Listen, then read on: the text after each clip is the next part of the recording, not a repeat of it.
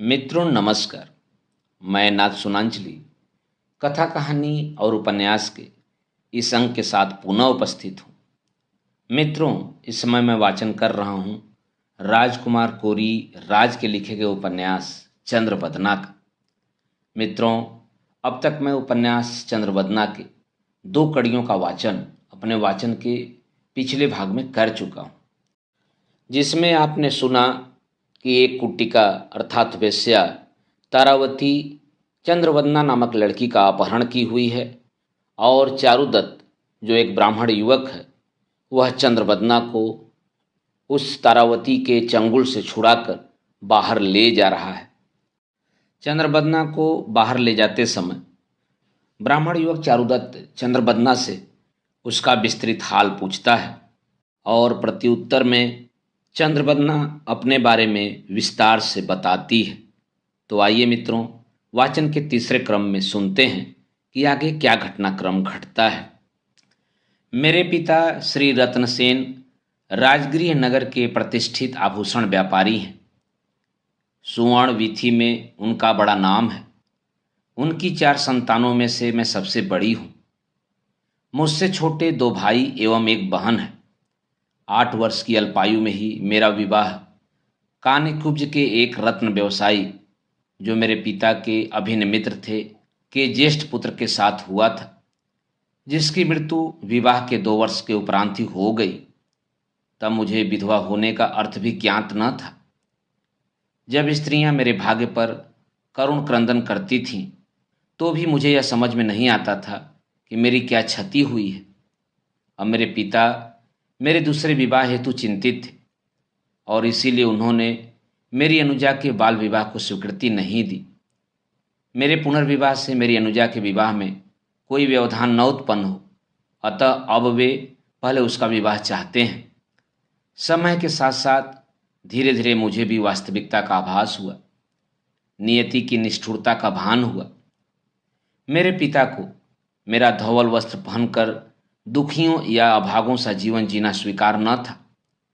मुझे उन्होंने एक सामान्य बालिका की तरह ही पोषित एवं शिक्षित किया। मेरी माता यद्यपि धार्मिक विचारधारा की महिला हैं, किंतु मेरे पिता के समक्ष उनकी एक न चलती।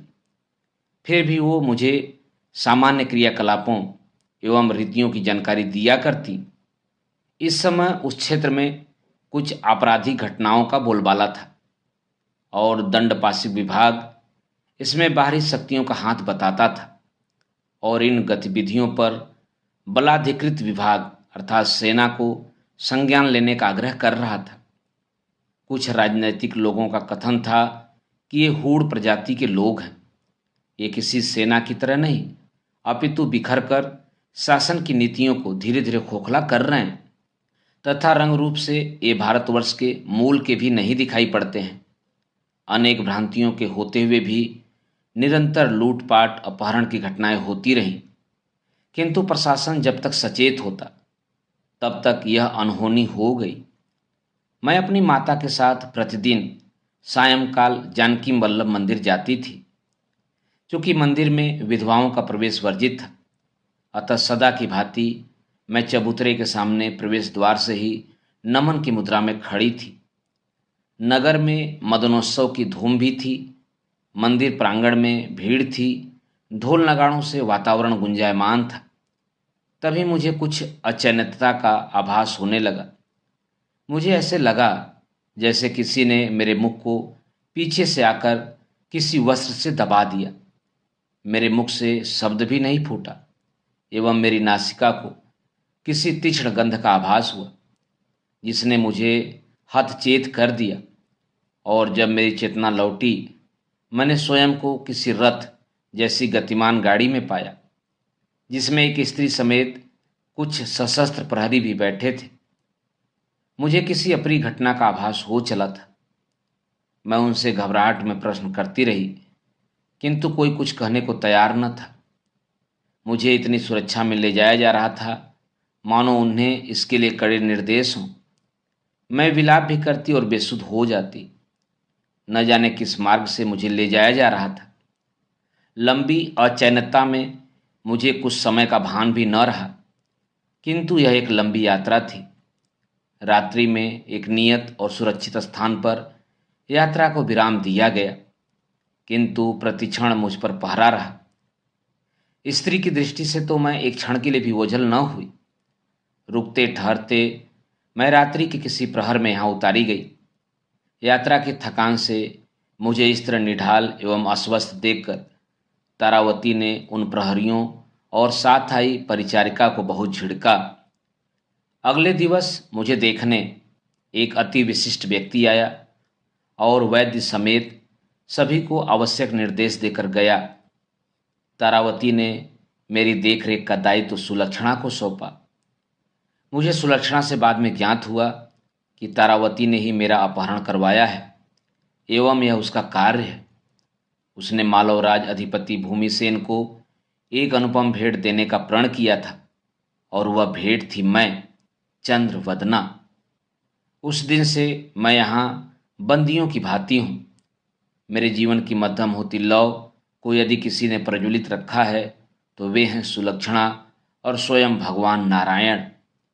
इतना वृत्तांत सुनाकर चंद्रवदना शांत हुई और कुछ सिसक पड़ी।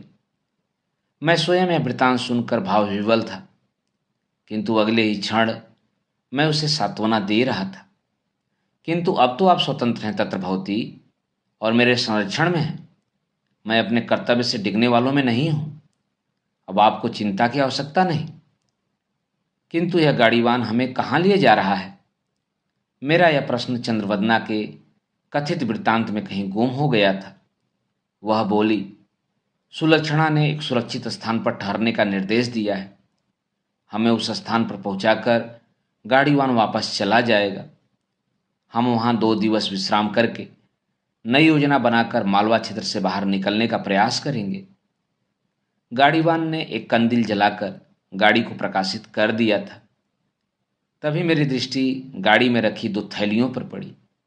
इनमें क्या है? ये हमारे लिए वस्त्र हैं, कुछ भोजन सामग्री तथा कुछ धनराशि। चंद्रवदना बोली, आहा, कितनी दूरदर्शी हैं देवी सुलक्षणा। मुझे तो यह विचार भी नहीं आया कि यह सब ही यात्रा में आवश्यक है। बल्कि मैं अनाड़ी इन कार्यों हेतु अपनी माता पर आज भी निर्भर हूँ। मेरी बात सुनकर चंद्रवदना के अधर पर एक मुस्कान तैर गई। कुछ देर के लिए हम शांत बैठे रहे। गाड़ीवान ने एक छोटे से कुंभ में जल बढ़ाया, जिससे हम दोनों ने अपने सूख रहे कंठों को नम किया। स्त्री को देव मंदिर समझने वाला मैं ब्राह्मण बटु न जाने क्यों तारावती जैसी निर्मम अपराधिनी के लिए कोई उचित दंड भी तलाश नहीं कर पा रहा था। ऐसी उम्र और इतना बड़ा षड्यंत्र, ऐसा प्रपंच और ऐसा विशाल तंत्र जिसके तार भारतवर्ष के इतने नगरों से जुड़े हुए हों, आश्चर्य होता है। ऐसे पापियों के लिए तो मृत्युदंड भी पर्याप्त नहीं। जिस प्रकार मदिरा को दोष नहीं दिया जा सकता, उसी प्रकार गणिका होना कोई अपराध नहीं। सुलक्षणा भी एक गणिका है, किंतु उसके हृदय में ममता है, स्नेह है, वात्सल्य है। ऐसे उच्च चरित्रों के बूते पर ही इस मृत्युलोक में मानवता जीवित है, बल्कि यह सृष्टि भी जीवित है। यह कहना अधिक उचित होगा। धन्य हो सुलक्षणे, धन्य हो। न जाने कितने घटी समय बीत गया गाड़ी में, भान ही न रहा। अब गाड़ीवान ने गांव के एक पुराने मकान के सामने गाड़ी रोक दी और बोला, आइए ब्राह्मण पुत्र, पधारिए देवी। पहले मैं उतरा और मेरे पीछे पीछे देवी चंद्रवदना। गगन में चंद्रदेव मानो अपना पूर्ण आकार पाने को लालायित थे। घर के सामने आंगन धवल मध्यम चांदनी से उद्वासित था। कितना पुण्य प्रांगण था वह। किनारे किनारे कुछ पुष्पयुक्त गुल्म पंक्तिबद्ध थे, जिनमें संभवतः मोंगरे और गेंदे के पौधे थे। एवं प्रांगण के बीचों बीच माँ तुलसी एक चबूतरे पर विराजमान थी। तभी घर से एक वृद्ध दंपत्ति बाहर निकले। पीछे पीछे एक युवती भी बाहर आई। वे इस प्रकार स्वागत मुद्रा में थे, मानो उन्हें हमारे आने की जानकारी पहले से थी। रूप से ही वह ब्राह्मण परिवार दिखाई देता था। वृद्ध सम्मुख आते हुए बोले, स्वागत है आर्य चारुदत्त। देवी चंद्रवदना, आपके पधारने से निर्धन की कुटिया कृतार्थ हुई। आश्चर्य है, उन्हें हमारे नाम ज्ञात हैं, अर्थात यह भी करुणामयी देवी सुलक्षणा का ही प्रयोजन का हिस्सा है। हमने अभिवादन स्वीकार किया। गाड़ीवान ने आगे बढ़ते हुए हमें उनका परिचय दिया। आप हैं इस किशनपुर गांव के पुरोहित पंडित विष्णु प्रसाद शुक्ल एवं उनका परिवार।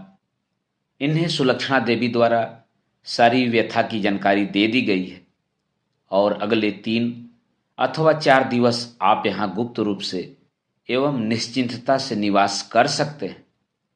हम घर के भीतर प्रविष्ट हुए।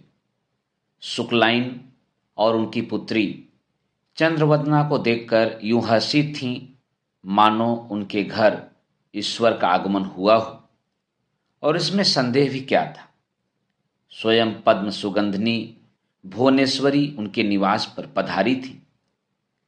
गाड़ीवान गाड़ी से हमारा सामान अब भीतर ले आया और घोड़ों को खोलकर उनके दाना पानी की व्यवस्था में लीन हो गया। सात्विक सुपाच्य भोजन से तन मन आनंदित था। गाड़ीवान को तनिक विश्राम के पश्चात पुनः दसपुर हेतु प्रस्थान करना था और अग्रिम योजना की रूपरेखा अब मुझे ही तय करना था। पंडित जी की पुत्री की तो मानो सखी मिल गई थी। वह बहुत वाक्पटु और चंचल थी। थोड़ी ही देर में वह हमसे इस प्रकार हिल मिल गई मानो वर्षों से परिचित हो। मैं उनके आतिथ्य से कृतकृत्य था, किंतु चंद्रवदना एक बड़े और संपन्न परिवार से थी। यह व्यवस्था उनके अनुरूप थी या नहीं? क्या वे यहाँ सहज अनुभव कर रही होंगी? ऐसे अनेक प्रश्न मेरे मस्तिष्क में उठ रहे थे।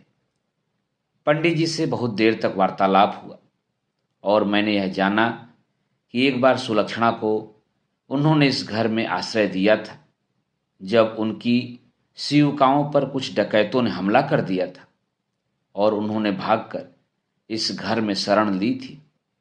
इसके चलते सुलक्षणा के लिए वे पालक के सदृश हैं एवं सुलक्षणा घर की आवश्यकताओं हेतु समय समय पर उनकी आर्थिक सहायता भी करती है। यही कारण था कि इस कार्य हेतु वह इससे उत्तम स्थान की कल्पना भी नहीं कर सकती थी। पंडित जी से मैंने अनायास ही पूछ लिया, महात्मन, मालो प्रांत की सीमा कहाँ तक है? शुक्ला जी ने कहा, हम मालो प्रांत के दूरवर्ती क्षेत्र में ही हैं।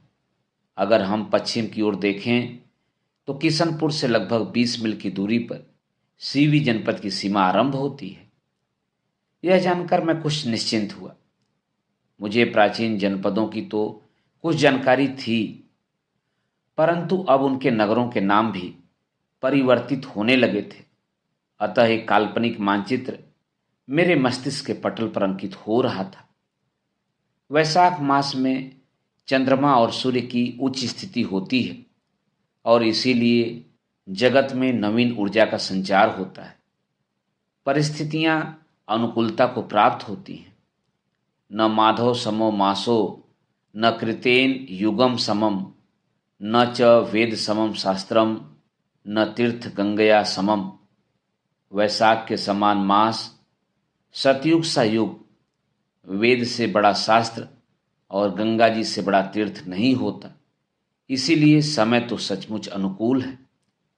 वैशाख मास की ऐसी कल्पनाओं और विचारों में खोया खोया मैं कब निद्रा में खो गया पता ही न चला। वैशाख में सूर्योदय के पूर्व स्नान का पुण्य लाभ किसी अश्वमेघ यज्ञ के तुल्य होता है। अतः मैं भोर के पूर्व ही उठ गया। देखता हूं चंद्रवदना अपनी नई सखी के साथ तुलसी को जल चढ़ा रही है। उसके हाथों में शालिग्राम है और प्रांगण में केले के वृक्षों की हरित छाया उन पर यूं आच्छादित है मानो केले के वृक्ष विवाह के मंडप होने का दायित्व स्वयं निभा रहे हों। अर्थात मैं ही विलंब से जागा हूं। ऐसा जानकर मुझे ग्लानि तो हुई, किंतु पंडित जी मेरे बाद उठे हैं, इस बात से मुझे कुछ शांति हुई। स्नान आदि से निवृत्त होकर मैं सूर्य नमन करके प्रांगण में खड़ा था। पक्षियों के चहचहाने और गायों के रभाने की मधुर ध्वनियाँ मुझे आह्लादित एवं आनंदित कर रही थी। ऐसे में क्या देखता हूँ कि चंद्रवदना मेरे लिए कुछ फल लेकर खड़ी है। हरे रंग के कौसे के उस अधिवस्त्र को उन्होंने जिस प्रकार लपेटकर उससे अपना सिर ढांक रखा था, वह अद्भुत और मनोहर था। उनके उजले मुख की कांति को देखकर यह प्रतीत होता था मानो किसी झील के अस्थिर से जल में शैवाल जाल और हरित पर्णों के मध्य एक पुंडरीक हो, मानो केतकी के पत्तों के बीच धवल बीत। ऐसा लगा मानो मैं कभी होता तो अवश्य इस भोर के अनूठेपन और धन धान्य के इस अप्रतिम सौंदर्य पर कविता रच देता। सहसा मेरी तंद्रा टूटी। मैं बोल पड़ा, देवी यह क्या? आपने क्यों कष्ट किया? यह कार्य तो मुझे करना था। और आपने कुछ आहार लिया अथवा नहीं?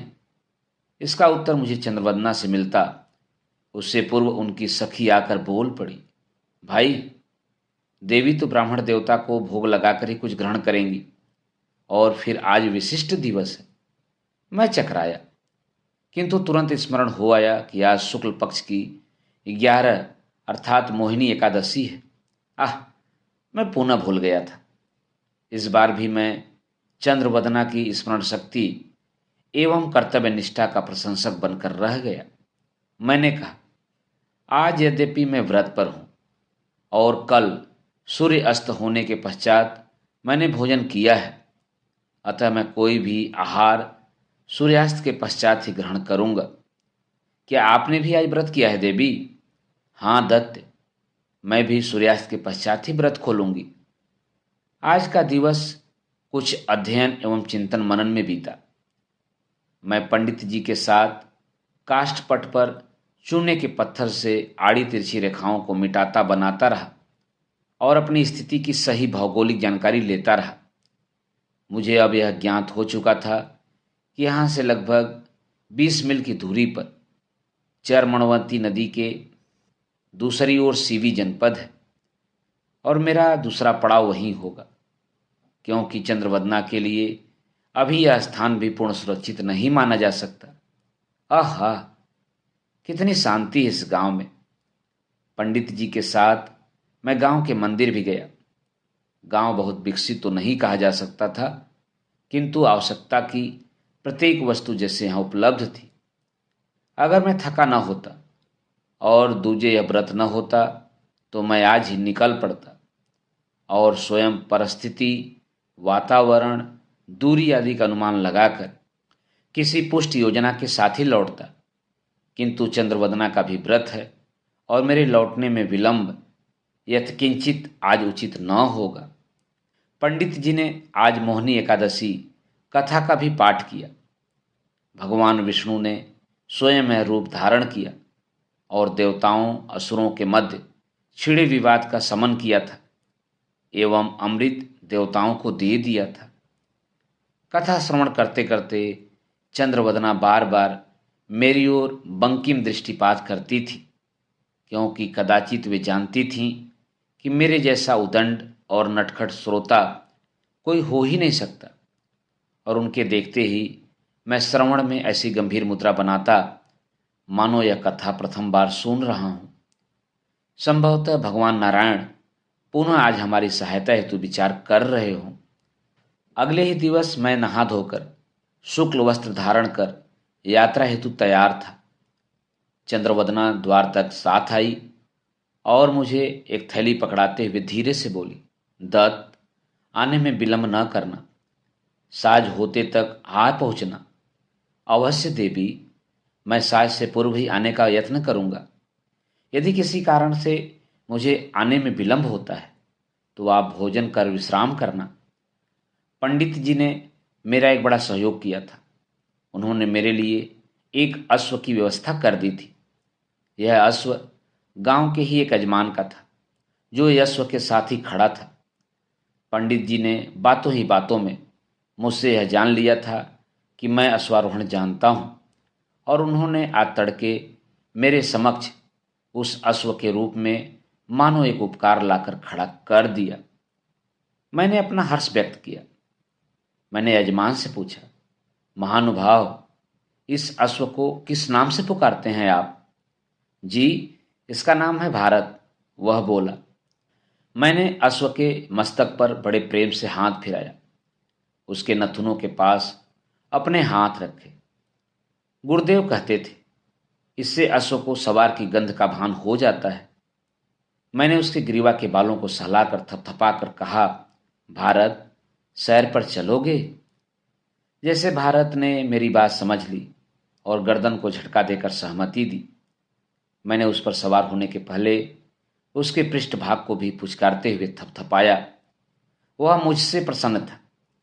मैं बाग की रस्सी को थामकर सावधानी से अश्व पर चढ़ा और पंजों को पाद पीठ में व्यवस्थित कर दिया। मेरे क्रियाकलाप को सभी बहुत ध्यानपूर्वक देख रहे थे। मैंने मुस्कुराते हुए सबको देखा और सभी से, और विशेष रूप से देवी चंद्रवदना से आज्ञा लेकर पश्चिम दिशा में निकल पड़ा। यह एक अद्भुत यात्रा थी। अश्व पर एक लंबी यात्रा करने का भी मेरा प्रथम अनुभव था। भारत बहुत आज्ञाकारी था। सामान्य गति से मैं गांव से बाहर निकला। आहा, कितना मनोरम रास्ता है यह। इस माह में पवन इतनी शीतलता लिए हुए है तो पूस में क्या दशा होती होगी। इस निर्जन पथ पर मैं मंथर गति से लंबे लंबे वृक्षों के बीच बने मार्ग पर गतिमान था। रास्ते में वनों के मध्य बनी पगडंडियां भारत को स्वतः ही चलने का निर्देश दे रही थी। मेरे हाथों में बाग तो मात्र कहने के लिए ही थी। अरे वह भारत, मुझे तो लगता है इन सारे रास्तों से तुम भली भांति परिचित हो। तुमने तो मेरी आधी समस्या ही हल कर दी मित्र। अन्यथा इस निर्जन स्थान पर मैं रास्ता किससे पूछता फिरता। मैं भारत से इसी प्रकार बातें करता हुआ रह रह कर प्रशस्ति पुल बांधता और उसे स्नेह से थपकियां दिए जाता था। रास्ते में कितने ही उबड़ खाबड़ अथवा समतल पठारों पर भारत निर्बाध बढ़े जाता था। रास्ते में छोटे मोटे बहते नालों में से वह बहुत आराम से निकल जाता था। वास्तव में यह एक श्रेष्ठ और असमान ऊर्जा वाला अश्व था। अब संभवतः हम दोनों किसी गांव की सीमा में प्रवेश कर रहे थे। अश्व देखते ही कुछ बच्चे हमारे पीछे दौड़ते हुए प्रसन्न भाव से कोलाहल कर रहे थे। पनिहारने भी नवागंतुक को ऐसे कौतूहल से देख रही थी मानो कोई अद्भुत दृश्य देख रही हूं। वस्तुतः मुझे यात्रा करते हुए लंबा समय बीत गया था। सूर्य देव की स्थिति यह दर्शा रही थी कि लगभग 5 या 5:30 मुहूर्त समय व्यतीत हो चुका था, अर्थात यह दूसरे पहर का अंतिम समय था। अब मैं गांव के भीतर था। विशाल पीपल की छांव तले एक वृत्ताकार विशाल चबूतरे पर कई पुरुष विराजित थे। उन्हीं में से कुछ सम्मानपूर्वक मेरी ओर बढ़े और मुझे अमात्य कहकर प्रणाम करने लगे। मैं भी कुछ विश्राम हेतु सबका अभिवादन स्वीकार करते हुए उतरा और भारत की बाग थाम कर खड़ा हो गया। चंबलपुर में स्वागत है अमात्य। आइए, आपका कदाचित यह प्रथम आगमन है हमारे गांव में, एक ने प्रश्न किया। मैंने मुस्कुराकर उत्तर दिया, आपने बिल्कुल सटीक अनुमान लगाया। इस स्थान पर यह मेरा प्रथम आगमन ही है, किंतु मैं अमात्य या कोई प्रशासनिक अधिकृत नहीं हूं, अपितु एक साधारण पथिक हूं। दूसरे ने प्रतिवाद किया, अरे भाई, आप पथिक हों अथवा कोई अन्य, किंतु हैं तो हमारे गांव में अतिथि, ऊपर से ब्राह्मण। आप हमारे लिए विशिष्ट ही हैं, पधारिए। अरे माधव, अश्व को छांव में ले जाकर दाना पानी दो। एक बुजुर्ग आदेशात्मक स्वर में चौपाल पर आसन बिछाता हुआ बोला। आइए देव, आसन ग्रहण करें। मैं उनके आतिथ्य पर मुग्ध था। मेरे लिए तुरंत ही जलपान की व्यवस्था हुई। लगभग 2 दंड वार्तालाप से मुझे इस स्थान की वास्तविक भौगोलिक स्थिति का भान होने लगा। यहाँ से मात्र 6 कोस की दूरी पर चर्मणवती नदी थी, अर्थात यह दूरी कुछ ही समय की बात थी। पूरी तरह से खेतीबाड़ी पर निर्भर यह गांव भी पंडित जी के गांव के सदृश ही था। मैंने मूल रहस्य को छुपाते हुए संक्षेप में अपने यात्रा प्रयोजन को स्पष्ट किया एवं देवी चंद्रवदना के दैवी स्वरूप का वर्णन किया और चरणमवती के पार जाने हेतु उनके लिए मेरे इस यात्रा को उचित रास्ते की खोज एवं सुरक्षा व्यवस्था के निमित्त बताया। अहो भाग्य हमारे आर्य, आप उचित और सर्वथा सुरक्षित रास्ते पर हैं। आप देवी को निसंकोच एवं निर्विघ्न ला सकते हैं। आप जिस मार्ग से आए हैं वह केवल वर्षा ऋतु में यात्रा हेतु अनुचित और कष्टकारी होता है। आप देवी को भी साथ ले आते तो कोई कष्ट न होता। यद्यपि वनों में वन्य प्राणियों का होना एक सामान्य बात है, बस इसे ही भय का कारण समझा जा सकता है। आप किशनपुर से आज ही देवी को ले आएं तो हमारा गांव भी उनके दर्शन लाभ से और आपके ज्ञान से कृतार्थ हो, क्यों नहीं। किंतु मैं इतने पास आकर भी माँ चरणमवती के दर्शन किए बिना लौट जाऊं, यह भी उचित नहीं। हाँ हाँ हाँ हाँ आर्यवर, क्यों नहीं, मुखिया बोला। आपको इसके लिए अकेले जाने की आवश्यकता नहीं। मैं 2 युवकों को आपके साथ भेज देता हूं ताकि रास्ते में भटकने की स्थिति न आए और आप शीघ्र ही चंबलपुर वापस आ जाएं और किशनपुर भी उजाला रहते पहुंच जाएं। मुझे मुखिया का यह सुझाव उत्तम लगा। मैं भारत को आराम करने को कहकर एक घोड़ा गाड़ी से 2 युवकों के साथ मां चरणवती के दर्शनार्थ निकल पड़ा। गांव से निकलते समय मुझे गांव के एक बड़े मंदिर और उसके दीर्घ प्रांगण ने आकृष्ट किया। वह जानकी वल्लभ का मंदिर था, जिसके प्रांगण में एक हनुमान जी का भी मंदिर था।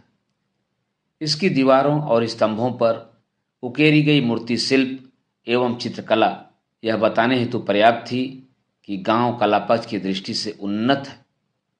कुम्हारों के द्वारा मटके या मिट्टी के पात्रों की बनावट और उन पर सुंदर आकृतियां भी यही घोषणा करती थी कि चंबलपुर मात्र खेती पर आश्रित नहीं है। चरणवती का पाट सचमुच विशाल था। इसमें अनेक स्थानीय नदियां अवश्य मिलती होंगी। मैंने प्रणाम करते हुए जलाचमन किया। हाथ मुंह धोकर मैंने अपनी यात्रा की थकान को शामित किया। यहाँ के पाट पर 2-3 बेड़े थे तो कुछ बीच नदी में गतिमान दिख पड़ रहे थे। अच्छा, तो यहाँ से बेड़ों द्वारा उस पार पहुंचा जाता है। युवकों ने हामी भरी। चंबलपुर से प्रतिदिन हमारे अनेक शिल्पी, दस्तकार और किसान नदी पार हाट जाते हैं। आवश्यक वस्तुओं के व्यापार हेतु हमें यह रास्ता ही आसान और उपयुक्त जान पड़ता है। मैंने पूछा, तो नदी के पार जो गांव है उसका क्या नाम है? गांव नहीं अमात्य, वह तो एक छोटा मोटा नगर है। वहाँ बस्तियाँ बहुत सघन नहीं हैं, आवास बहुत दूर दूर स्थित हैं, किंतु आवागमन की दृष्टि से नगर सहज है, जिसे चित्रगढ़ नाम से जाना जाता है। अब हम चंबलपुर लौट रहे थे। गांव में मुझे बिना भोजन किए कोई कैसे वापस आने देता। मैं भोजन उपरांत अगले दिवस देवी के साथ पधारने का वचन देकर भेंट की गई छोटी सी एक ताम्र धातु की भगवान पद्मनाभ की मूर्ति लेकर भारत के साथ किशनपुर की ओर निकल पड़ा। भगवान मरीचि माल की आभा अब क्षीण हो चली थी और वन में तो मानो 4 घटी पूर्व ही अंधकार अपने पांव पसारने लगता है। ऐसे में मुझे आभास हुआ कि मैं रास्ता भटक गया हूँ। अंधेरे में अब भारत को भी मेरे दिशा निर्देशों की आवश्यकता थी, किंतु मैं स्वयं को उससे कहीं अधिक लाचार अनुभव कर रहा था। अंधेरे में वन्य पशुओं की संभावना को कैसे नकारा जा सकता था? मेरे पास तो कोई हथियार भी नहीं। यदि व्याघ्र या रीछ जैसे किसी प्राणी से पाला पड़ गया तो मैं वास्तव में भटक गया था, क्योंकि भारत के पांव अब कुछ वन्य लताओं और गुल्मों में उलझते जा रहे थे। वह भी अब बहुत संभल कर धीमी गति से चल रहा था। हम रास्ता भटक गए हैं भारत। कहीं ऐसा न हो हम वन के सघन हिस्से की ओर बढ़ रहे हों। मैं शंकित स्वर में भारत से बात कर रहा था। भारत अब अचानक ठिठक के रुक गया। हल्के से उजाले में आंखें गड़ाकर देखने से भान हुआ कि सामने एक सर्प गतिमान था। ओह! इस आवभगत के चलते मैंने अपने साथ भारत को भी संकट में डाल दिया है। फिर यह मूक प्राणी यजमान की संपत्ति है। दिवस का वन सौंदर्य अंधकार में कितना कुरूप और भयावह होता है, यह मैंने अनुभव किया। इस विपद जाल की इयत्ता ही न थी, किंतु ईश्वर के खेल निराले होते हैं। मुझे अब जो ध्वनियाँ सुनाई दे रही थीं, वे ध्वनियाँ नहीं, आशा की वे किरणें थीं, जिन्हें अब मैं कुछ कंदीलों के प्रकाश के रूप में देख रहा था। एक जनसमूह मुझे दिखाई दे रहा था। मैंने भारत को उस वर्ष चलने हेतु निर्देशित किया। वह एक सेविका थी, जिसके आगे पीछे कई लोग चल रहे थे, जिनके हाथों में कंदीलें और लाठियां थीं। अपने समक्ष एक अश्वारोही को अचानक आकर खड़ा होते देख वे ठिठक कर रुक गए। भद्र, कौन हैं आप? और इस वन में इस समय आप क्या कर रहे हैं? वेशभूषा से तो आप ब्राह्मण दिख पड़ते हैं। उनकी सारी वेशभूषाएं बता रही थीं कि वे बौद्ध श्रमण हैं। मैंने प्रत्युत्तर में कहा, हाँ मित्र, आपका अनुमान सटीक है। मैं चारुदत्त हूँ, चंबलपुर से किशनपुर जा रहा हूँ, किंतु राह भटक गया हूँ।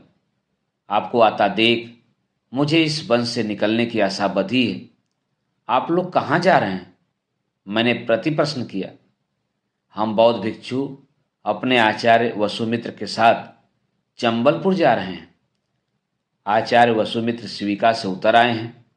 अभिवादन की औपचारिकताओं के पश्चात उन्होंने मुझे उसी रास्ते की जानकारी दी जिधर से वे होकर आ रहे थे, और एक कंदीले भी दी जिससे रास्ते में आसानी हो। मैंने सबका धन्यवाद ज्ञापित किया और बताए मार्ग पर चल पड़ा। अब मैं वन से बाहर था और मुझे अब रास्ते का भान हो चला था, किंतु अज्ञात पथ पर अंधकार का अपना ही एक भय होता है, जिसे मैं अनुभव कर रहा था। किंतु भारत को पथ का स्मरण हो आया था। अब उसकी गति भी अपेक्षाकृत अधिक हो चली थी। नभ में चंद्रमा अपने पूरी युवावस्था में था। मैं रात्रि के दूजे पहर में घर पहुंचा। पंडित जी और उनके पड़ोसी यजमान समेत पूरा परिवार मुझे वापस आया देखकर चिंतामुक्त हो गए। चंद्रबदना ने बंकिम नेत्रों से मुझे देखा। उनकी शांति इस बात की घोतक थी कि वे मुझ पर कुपित हैं, और हों भी क्यों न, मुझे ही तो विलंब हुआ था। मैंने कंदील एक ओर रखी, भारत को प्रांगण में ही खड़ा किया और यजमान का आभार व्यक्त किया। भारत की प्रशंसा के पुल बांधे और थैला कंधे पर टांगे हुए हाथ मुंह धोने चला गया। भूख लग गई होगी दत्त? पंडित जी ने पूछा। शीघ्रता करो, देवी ने भी अब तक भोजन नहीं किया है। मैं चौंका। क्यों? मैंने तो कहा था कि मुझे विलंब हो सकता है, किंतु अब मेरी इन बातों का क्या औचित्य था? मैं देवी के कोप का भागी नहीं बनना चाहता था। अतः एक अपराधी की भांति तुरंत भोजन के लिए ऐसे बैठ गया मानो मुझे सचमुच बहुत भूख हो। मैंने कहा, अभी मेरे साथ बैठकर भोजन कर लीजिए देवी। मेरा हठ उन्होंने स्वीकार किया।